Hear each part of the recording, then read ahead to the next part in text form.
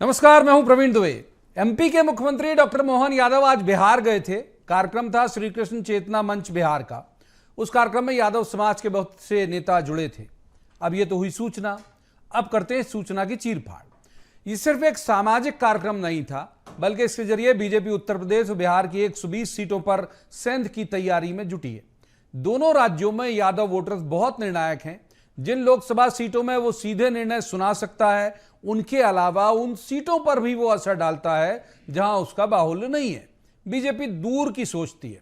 उसकी नजर सिर्फ लोकसभा चुनाव तक नहीं है, बल्कि उसके बाद होने वाले विधानसभा चुनाव में भी वो अपने बूते उन राज्यों में सरकार बनाने की तैयारी में है। बीते दिनों कई सारे घटनाक्रम यादवों के समूह में हुए हैं। अखिल भारतीय यादव महासभा दो फाड़ हुई है। मुलायम सिंह के जाने के बाद अखिलेश उन्हें एकजुट नहीं रख पा रहे। अभी यूपी में बीजेपी से जुड़े अरुण यादव के हाथों में इस गैर राजनीतिक संगठन की कमान है। अखिल भारतीय यादव महासभा के कार्यकारी अध्यक्ष का पद बसपा के सांसद श्याम सिंह यादव के पास है, जिनके बारे में कहा जाता रहा है कि वे कभी भी बीजेपी के साथ जा सकते हैं। तो बिहार में लालू की सक्रियता कम हुई, तेजस्वी के नीतीश कुमार के साथ जाने के कारण वहां भी बीजेपी के लिए स्कोप ही स्कोप है। तो आज बात करेंगे इसी मुद्दे की कि बीजेपी के नए Yadav poster boy doctor Mohan Yadav इस समीकरण को कितनी तेजी से अपने पार्टी के पक्ष में करेंगे। आज उन्होंने हालांकि वही राजनीतिक परिपक्वता दिखाई जो उनसे अपेक्षित थी। उन्होंने ज्यादा पॉलिटिकल संवाद नहीं किया, बस समाज की बात की, उज्जैन और मगध के संबंध गिनाए, न्योता दिया कि आइए हमारे प्रदेश में व्यापार करिए, बसना है तो बस जाइए, यानी तादात्म्य बनाया केवल उन्होंने। आगे फिर जब मिल बैठेंगे तो बात चुनावी भी करेंगे। इंडिया गठबंधन की इन इलाकों में कमजोरी को देखकर ही बीजेपी इलाज का तरीका तलाश रही है। कांग्रेस इस सब में कहां है, उसके सहयोगी कहां ठहरेंगे इस मुकाबले में। बसपा का यह ऐलान भी काबिले गौर होगा कि उन्होंने लोकसभा चुनाव अपने बूते लड़ने को कहा है। ऐसे बहुत सारे सवाल जिन्हें लेकर एक खास पैनल के पास जाएंगे और कहेंगे जवाब तो देना होगा, लेकिन रस्मन सबसे पहले आपको दिखाते हैं एक रिपोर्ट, देखिए।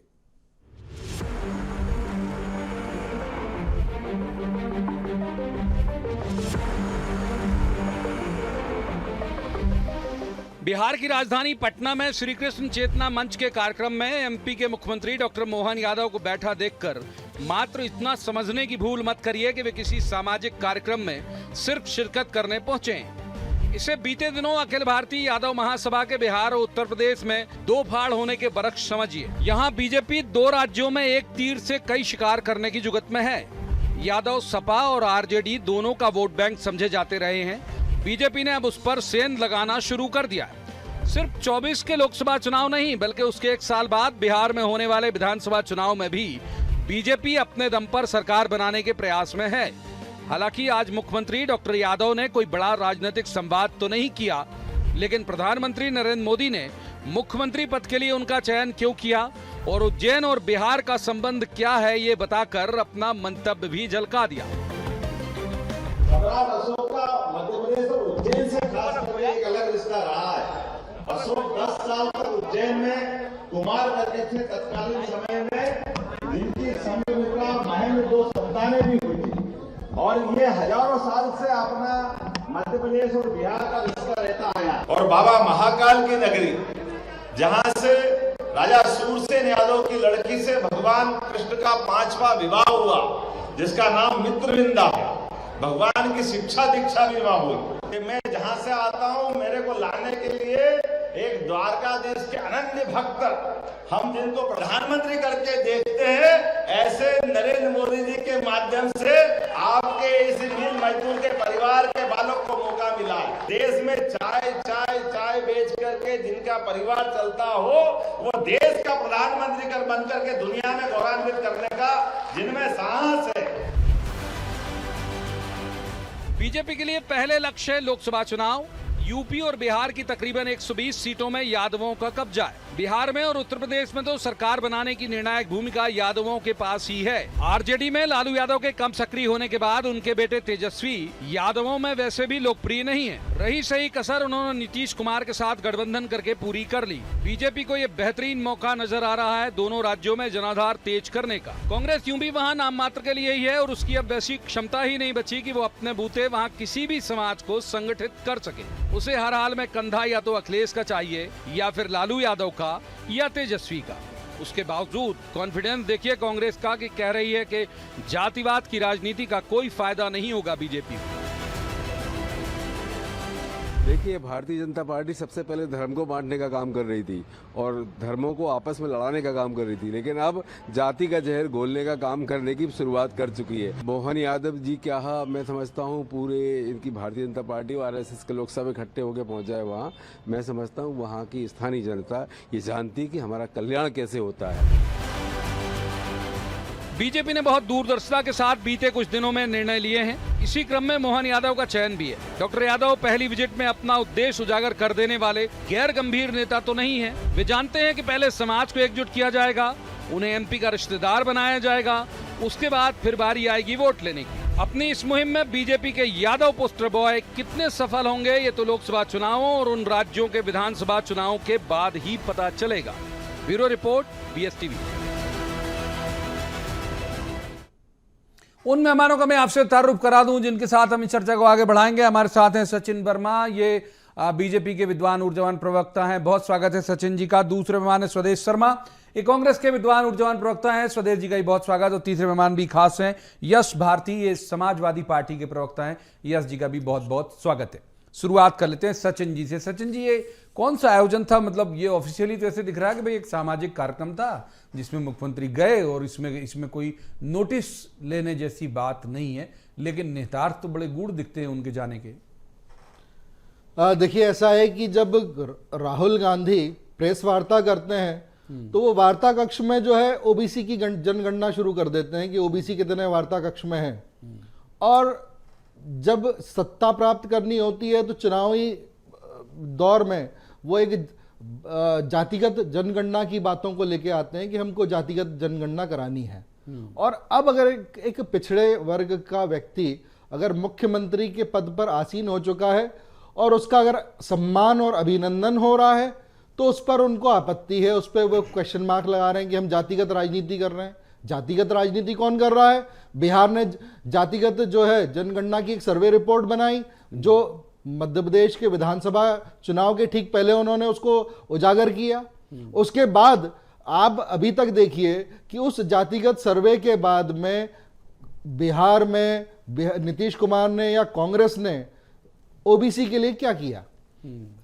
कांग्रेस ने मध्य प्रदेश में ओबीसी के जो कैंडिडेट्स थे, जो विधानसभा चुनाव में प्रत्याशी थे, उसमें भी वो पीछे रह गए। भाजपा ने ज्यादा लोगों को दिया। तो भाजपा जो है, भाजपा की कथनी और करनी में कोई फर्क नहीं है, और कांग्रेस जो है दोनों ही बातें करते हैं और इनकी कथनी और करनी दोनों में काफी फर्क है। ठीक है, अब स्वदेश जी को निकल लेते हैं। स्वदेश जी, मुख्यमंत्री जी का भाई ठीक है, कोई भी राज्य में कोई भी किसी का भी आपका हमारा कहीं भी अभिनंदन सम्मान करने के लिए कहीं भी बुलाया जा सकता है, तो बुला लिया, बिहार में चले गए। इसमें क्या सियासत आपको दिख रही है?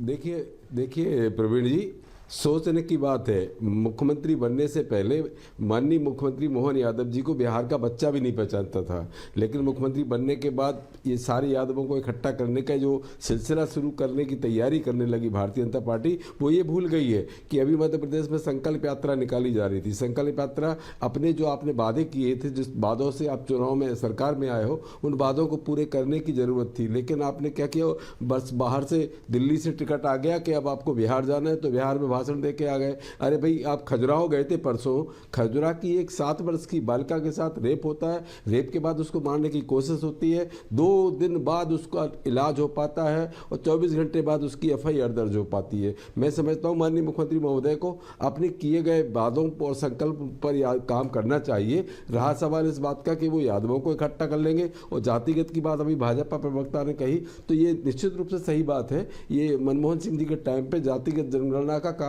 लगभग पूरा हो गया था, बस डिक्लेयर करने बाकी था। तब तक मोदी जी आ गए 2014 में, इनने उसको दबा दिया। उसके पीछे हेतु क्या था कि आप देखेंगे, चाहे वो SC हो, ST हो, चाहे OBC हो, इनमें इतनी सारी जातियां हैं, इनकी अगर जनगणना नहीं होगी, पता नहीं होगा, तो किसको कितना लाभ सरकार दे पा रही है, किसका कितना उत्थान कर पा रही है, कुछ पता नहीं है, अंधेरे के गर्त में है। अभी एक बात और कही है भाजपा प्रवक्ता ने कि मध्य प्रदेश में भाजपा कांग्रेस सरकार ने क्या किया, तो कांग्रेस कांग्रेस ने ये किया कि पहली बात तो पहले 10% आरक्षण था ओबीसी का, 14 किया माननीय दिग्विजय सिंह जी ने, 27 किया माननीय कमलनाथ जी ने, महाजन आयोग का गठन ठीक किया। है, पहला सवाल है स्वदेश जी, आऊंगा, अभी तो बहुत लंबा वक्त है। एक बार तीसरे मेहमान को इन कर लेते हैं हम, यश जी को इन करते हैं। यश जी, पूरी सियासत जो है आपकी पार्टी की वो यादव और मुस्लिम गठबंधन के आधार, कॉम्बिनेशन के आधार पर चलती रही है।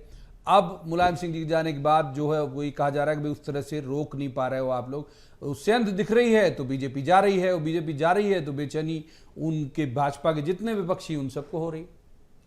नहीं, देखिए ये बात गलत है कि सेंधमारी या हम संभाल नहीं पा रहे हैं। हमारा अभी जो बात हम कर रहे हैं वो पीडीए कर रहे हैं, पिछड़ा दलित आदिवासी अल्पसंख्यक अगड़ा आधी आबादी, इन सब की हम बात कर रहे हैं, शोषित अगड़े की भी बात कर रहे हैं। तो हम मुख्य धारा में लाने के लिए हम सब लोगों की लड़ाई लड़ रहे हैं, आज से नहीं लड़ रहे, श्रद्धेय नेताजी के समय से, श्रद्धेय लोहिया जी के समय से लगातार हम इस बात को करते आए हैं। अब सवाल आपका ये उठता है कि 2 महासभाएं हो गई हैं, एक महासभा को कोई संभाल रहा है, एक महासभा को कोई संभाल रहा है, कोई बसपा का है। तो महासभाएं राजनीतिक पार्टी से नहीं जुड़ी होती हैं, वो सामाजिक संगठन है, लेकिन बहुत वो सामाजिक तौर पे काम करती हैं। नहीं प्रवीण भाई, मैं बताने की कोशिश कर रहा हूं, देखिए मैं किसी जाति को तोड़ने के लिए या भेदभाव दिखाने की कोशिश नहीं कर रहा। एक जाति के अंदर बहुत सारी कुरीतियां, बहुत सारे काम होते हैं, उसमें अलग अलग संगठन बनते हैं। राजपूतों की करनी सेना देखें तो 3-3, 4-4 करनी सेनाएं हैं उनके यहाँ। ब्राह्मणों के संगठन देखें, ब्राह्मणों के बहुत सारे संगठन हैं। वैश्य समाज के देखें, वैश्य समाज के संगठन हैं। जैन समाज के बहुत संगठन। हर जाति में अपने अपने 1-2 नहीं, कई सारे संगठन है, वो कई क्षेत्रों में काम करते हैं, क्योंकि सामाजिक सुधार के लिए बहुत बड़ी गुंजाइश होती है। शिक्षा क्षेत्र में काम करना है, विवाह क्षेत्र में काम करना है, प्रतिभाओं को आगे लेकर के आना है, राजनीतिक रूप में राजनीतिकों को ठीक तरीके से आगे चलाना है, ताकि वो समाज को मुख्य धारा में रखें। तो अलग अलग संगठनों के अलग अलग काम होते हैं। तो अगर ये 2 संगठन, 4 संगठन, 6 संगठन बन भी गए यादव समाज में, तो इनके अपने अपने दायित्व, अपने अपनी बीजेपी की एंट्री पे तो बोल दीजिए सब कुछ। बीजेपी की जो एंट्री हो रही है इन स्टेट में, एंट्री इन द सेंस एक नए पोस्टर बॉय बीजेपी के पास हैं जो डॉक्टर मोहन यादव। नहीं देखिए, मोहन जी, मुझे बड़ा आश्चर्य होता है कि एक तरफ यादव समाज का बात कर रहे हैं, पिछड़े वर्ग की बात कर रहे हैं, और मोहन यादव जी को इतना कमजोर बताया जाता है। तीसरी पंक्ति में बैठे थे, कोई नाम नहीं जानता था। उज्जैन विकास प्राधिकरण के अध्यक्ष वो रहे, मंत्री दर्जा होता है। पर्यटन विकास निगम के अध्यक्ष वो रहे, कैबिनेट मंत्री दर्जा था।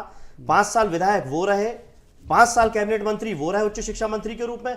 और बताया जा रहा है ऐसे कि जैसे चाह चलते 5 रुपए की पर्ची जैसे भारतीय जनता पार्टी के मिस्ड कॉल से कोई सदस्य बना और उसको मुख्यमंत्री बना दिया गया हो। तो इतने सामान्य व्यक्ति भी नहीं थे मोहन यादव जी। सामान्य व्यक्ति नहीं है, बिल्कुल। दूसरी बात, पहले सवाल सर आ जाऊंगा, सचिन जी को इन कर लेता हूं। आज भी प्रवीण भाई पूरी बात कर रही थी, प्लीज जल्दी बोलिए। आज भी देश में सर्वमान्य सबसे बड़े नेता अगर यादव समाज के कोई हैं तो अखिलेश यादव जी हैं।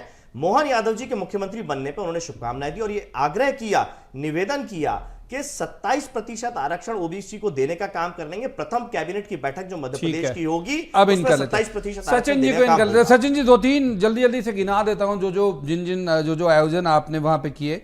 पटना में आपने यदुवंशी समाज मिलन समारोह किया, 21,000 के आसपास की गैदरिंग की बात कही जा रही है। वहाँ बिहार में तो 25 में शायद विधानसभा इलेक्शन भी है, यानी लोकसभा विधानसभा दोनों को टारगेट कर रहे हो आप लोग। और भी बहुत सारे आयोजन हुए, आज वाला भी हम इसमें शामिल कर ले रहे हैं। आपको लग रहा है कि वहाँ जो एक तरह से होल्ड किया हुआ था कि भाई बीजेपी अखिलेश यादव ने, मुलायम सिंह जी ने, उस पर सेंध लग जाएगी, यूपी में भी और बिहार में आरजेडी में सेंध लगा पाओगे आप लोग यादवों के लिहाज से खासतौर पर? देखिए, अखिलेश यादव या मुलायम यादव जी की जो अपने आप को समाजवादी राजनीति का कथित रूप से पुरोधा बोलते हैं, उनकी राजनीति जो है वो परिवारवाद की तरफ ही हमेशा केंद्रित रही। मैं स्वयं, मेरा भाई, मेरा दूसरा भाई, फिर मेरा बेटा, मेरी बहू, इन्हीं के साथ में उन्होंने पूरी राजनीति की। अखिलेश जी की राजनीति भी देखिए, मैं, मेरे चाचा, मेरे दूसरे चाचा, मेरी पत्नी, और ऐसे ये लोग जो हैं, ये लोग, मैं भारती जी शांति रखें, मैं हाँ, आप मुझे अपने अपने टर्न पे बोलें तो ज्यादा अच्छा रहेगा। ठीक है, बोलिए। जो लोग जो है सोने की टोटी लगा के बैठे हुए थे बंगले में और टोटी चुरा के ले गए, तो इन लोगों ने सामाजिक रूप से क्या किया? अब अगर पिछड़े वर्ग के किसी व्यक्ति का अगर यहां पर मुख्यमंत्री है और उसके समाज के लोग उसका अभिनंदन करना चाहते हैं, वो उसके लिए प्रसन्नता व्यक्त कर रहे हैं, और एक 9वीं फेल जो व्यक्ति है वहां पर जो उप मुख्यमंत्री बना हुआ बैठा है, उसके वो, और एक डॉक्टर जो है एक किए हुए, डॉक्टरेट किए हुए, पीएचडी किए हुए एक मुख्यमंत्री का अगर वो सम्मान कर रहे हैं, तो इसमें क्या बुरी बात है? अगर वो समाज उससे गौरवान्वित महसूस कर रहा है तो उससे सबको खुश होना चाहिए। मतलब सेन लगा पाओगे आप? मेरा सवाल ये था कि लगा पाओगे कि अगर नहीं? उसका कोई अप्रत्यक्ष उसका लाभ मिलता है तो बिल्कुल उसमें बिल्कुल सेन ठीक है। लगाएंगे। कांग्रेस इन करते हैं स्वदेश जी को। स्वदेश जी, आप तो कहीं ठहरते नहीं हो भाई, अब तो धीरे धीरे एमपी भी उसी स्थिति में होते जा रहा है आपके लिए। वहां तो ठहरते नहीं हो आप, मतलब जो हमने एक शब्द इस्तेमाल किया, बिना कंधा तो आप खड़े नहीं हो सकते वहां पे। आपको या तो लालू जी का कंधा चाहिए, या फिर तेजस्वी जी का कंधा चाहिए, या यूपी में चाहिए तो आपको अखिलेश जी का कंधा चाहिए। तो फिर आप तो मतलब इस लिहाज से कहे तो आपका तो गुणा भाग बेकार ही है वहां को लेके, उन दोनों राज्यों को लेके, क्योंकि आपकी तो डिपेंडेंसी उन पर है ना।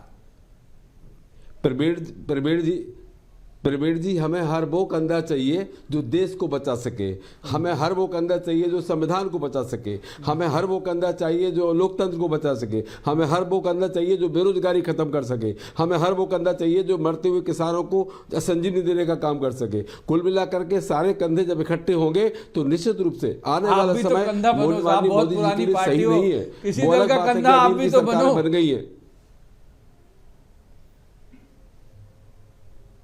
स्वदेश जी सुन पाए क्या? आपने क्या बोल दिया? मैं सुन नहीं पाया। मैंने कहा किसी दल का कंधा आप भी तो बनने का सोचिए।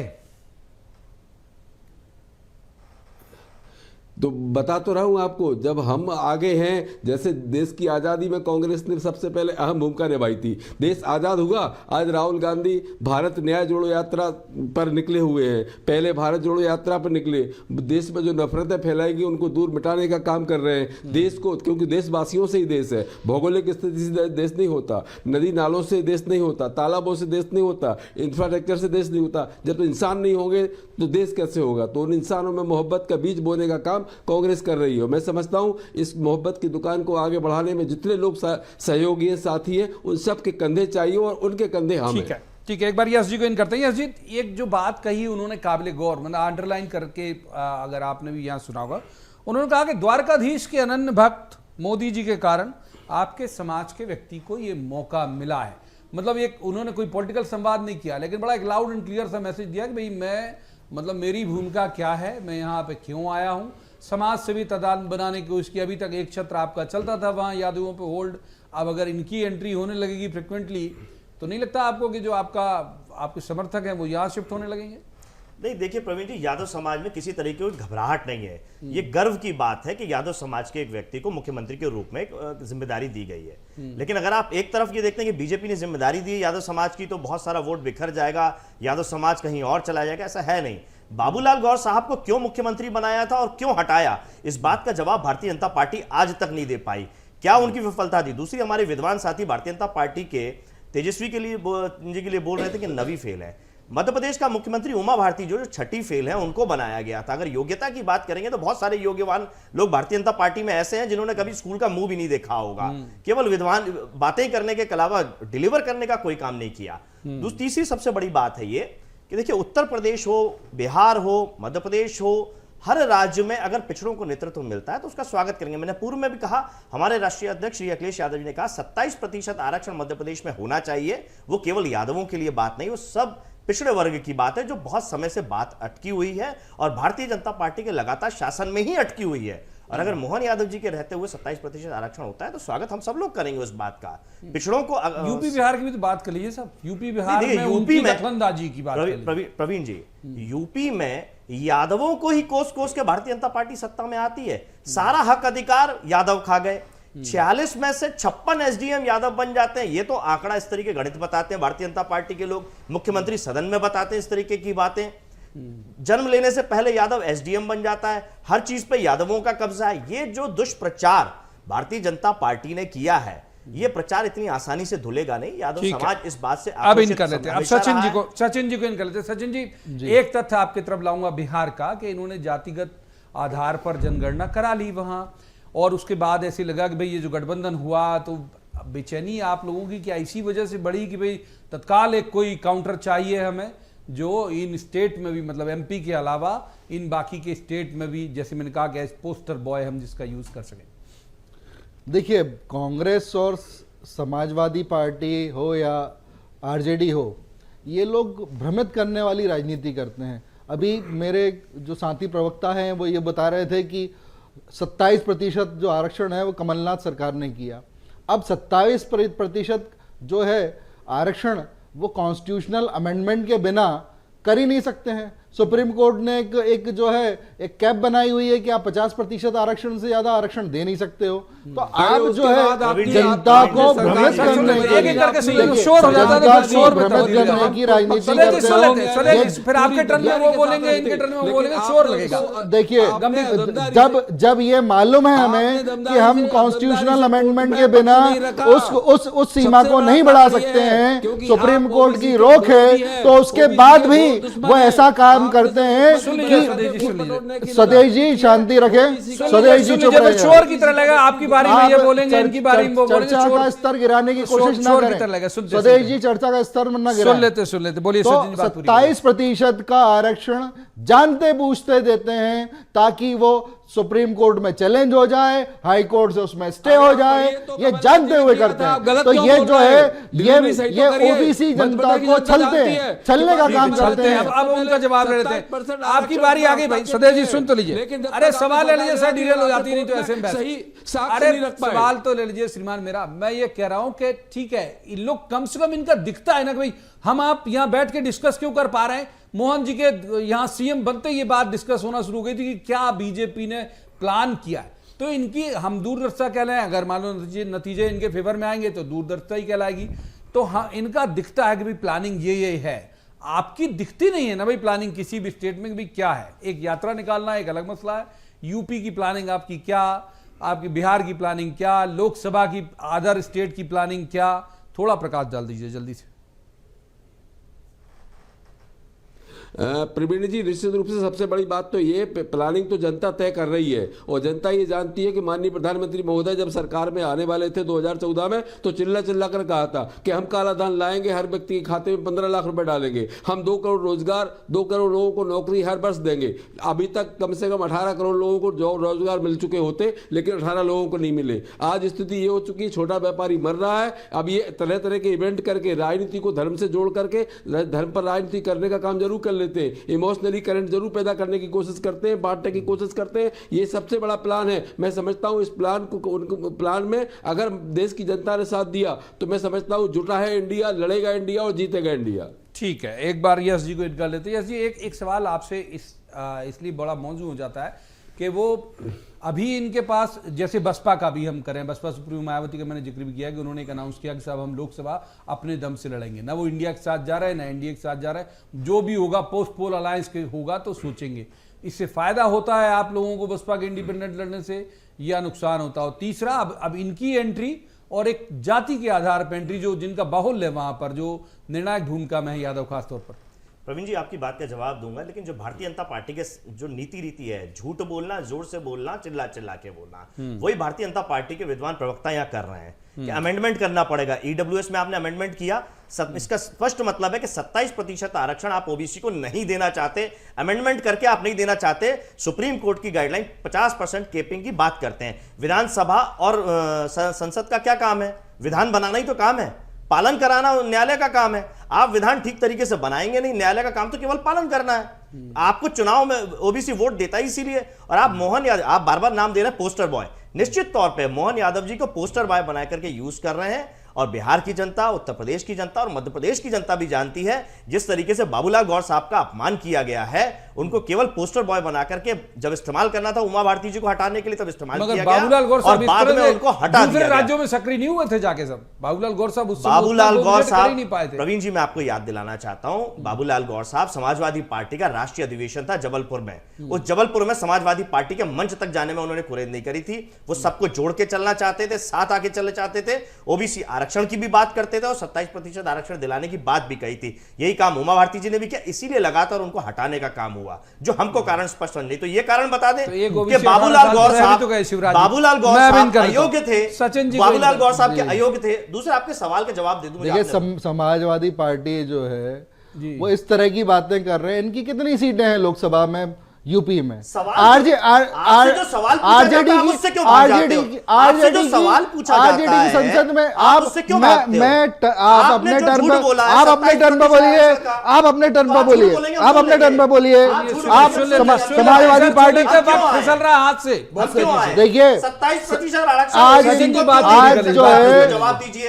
आपने जो यादव, झूठी कैपिंग अरे की बात करी है, आप सुप्रीम कोर्ट की चर्चा आ का रही स्तर है। ना गिराएं, आप चर्चा का स्तर ना बातों का गिराएं, स्तर आप गिरा चर्चा देते हैं, चर्चा का बात स्तर जल्दी ना फिसल गिराएं। गया, आप सर, अपनी वक्त फालतू पूरा। बातें करके चर्चा का माफ स्तर ना कीजिए, गिराएं। माफ कीजिए, मैं आगे नहीं जाता इस बहस को, लेकिन अब वक्त इजाजत नहीं देता। बहुत बहुत शुक्रिया तीनों मेहमानों का इस चर्चा में शामिल होने के लिए। लेकिन ये बात तय है, आप देखिए, जिससे हमने बात शुरू की थी कि भाजपा सोचती बहुत दूर का है और बड़ी जिम्मेदारी है डॉक्टर मोहन यादव के लिए भी, खासतौर पर उस स्टेट में जहां पर इससे पहले उनका कोई बहुत बड़ा जनाधार नहीं था।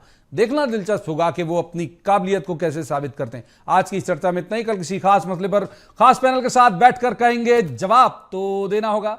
आप देखते रहिए BS TV।